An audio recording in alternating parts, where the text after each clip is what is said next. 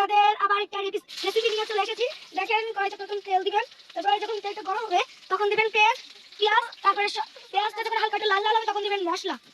আপনারা এইটা মশলা দিবেন, মশলা দিয়ে হালকা একটু নাড়াচাড়া করবেন। নাড়াচাড়া করলে দেখবেন একটা সুন্দর একটা রং আসছে। এই সুন্দর রঙে আপনারা তারপরে সুন্দর মতো নাড়াচাড়া করবেন। নাড়াচাড়া করার পর যখন একটু বলক কেটে উঠবে তখন আপনারা একটু হালকা আবার একটু নাড়াচাড়া করবেন।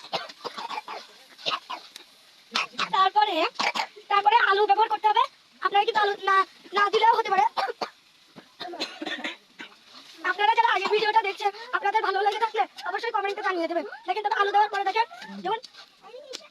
যখন হালকা হালকা একটু লাল লাল হয়ে যাবে তখন আপনারা কিছুক্ষণ রাখবেন। তারপরে সয়াবিন বড়ি দিয়ে দিবেন। সয়াবিন বড়ি দেওয়ার পরে আপনারা একটু নাড়াচাড়া করবেন। তখন দেখবেন হালকা লাল কালার হয়ে গেছে।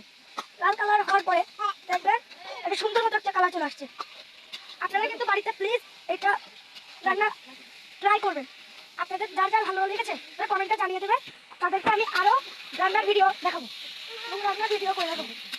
আর যারা যারা এটা খেতে ইচ্ছুক তারা অবশ্যই কমেন্টে জানিয়ে দেবেন। তারপরে কিছু পরিমাণ একটু পানি দিতে হবে।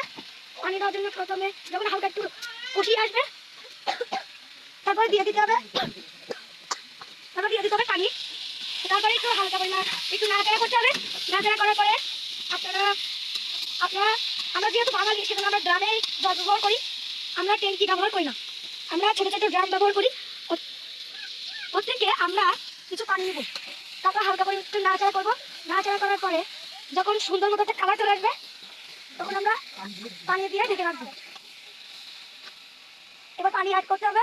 অ্যাড করার পর তারপরে দিয়ে দিতে হবে ঢাকনা। ঢেকে রাখতে হবে 5-6 মিনিট। 5-6 মিনিট ঢেকে রাখতে হবে।